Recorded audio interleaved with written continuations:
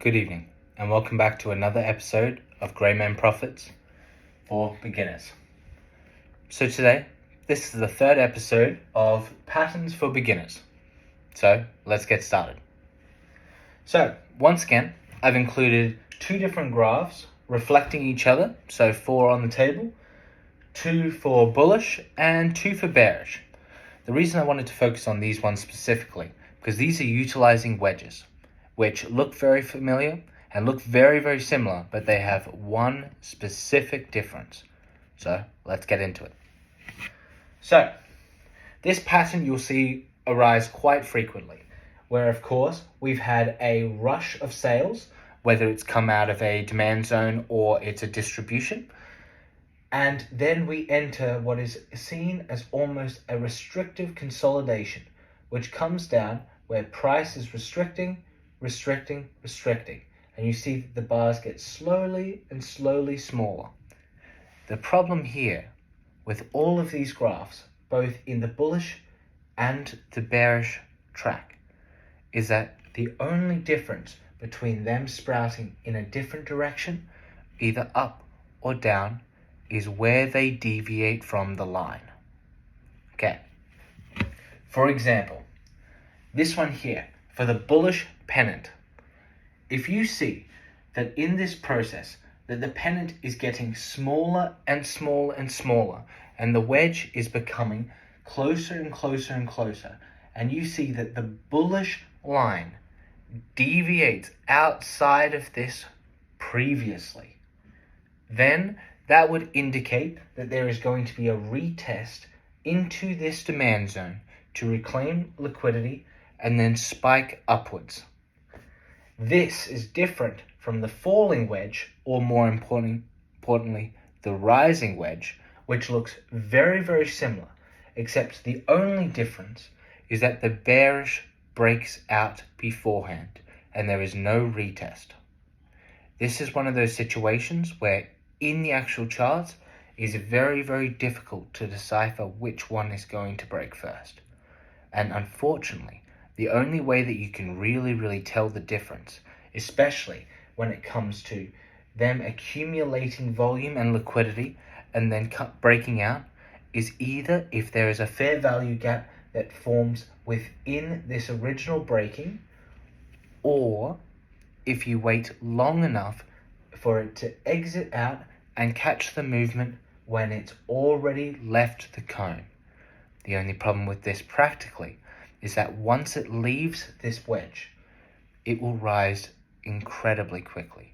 This is one of those situations where you analyze the charts and the movement will move 100 pips within a 5-minute or a 10-minute time frame instead of a longer period.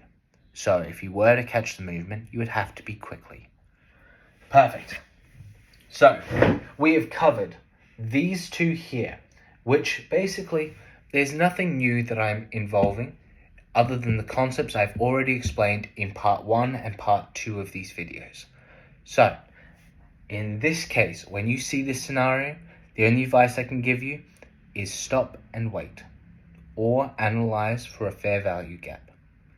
Okay, let's get back to the complete opposites. So, the bearish pennant and the falling wedge. So these are coming out of a bearish market. They have come from whatever high that they've received, and it's either that it's a falling chart or it's part of distribution. So it contains in here and it starts to consolidate. And instead of maintaining the same size as it would as usual consolidation does, this case it is shrinking. It is shrinking and it's wanting to move. This is an indicator that price is ready to break. It is retesting because there's a lot of resistance. And unfortunately, resistance only works when the matching of sellers to buyers is almost universal. This is one of those cases where you have to analyze that the chart doesn't move because one individual is selling. It is billions of different sales, whether it's millions of people buying different lot sizes, or billions of individual players playing the same move at the same time and the result is creating an equilibrium where there are the same amount of sellers as there are buyers.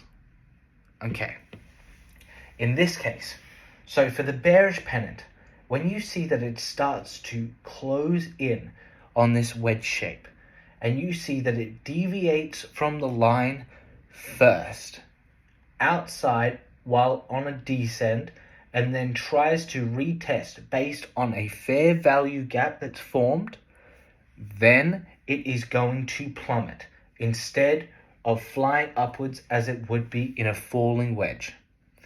Then that's basically it. The only advice I can give you is the same one that I gave you before. You have to stop and wait and hope that you can catch the movement as it starts to ascend. Otherwise, these are one of those rare moments where if you can catch the consolidation, it's a 50-50. It's one of those times where you set your stop loss really, really slow if you're motivated to trade into this movement. You set your stop loss so that instead of you following this path, and you may buy towards the end of this chart and hope and pray that it goes in the direction that you want based on the chart beforehand. This is one of those situations where you have to take an estimated guess based on how the market is moving beforehand, before you receive this data, and go, where does price want to go? Of course, in these examples, the only thing that you could do is guess. So you would try and set your long for this exposure, and then try and set your stop loss as small as possible outside of the deviation.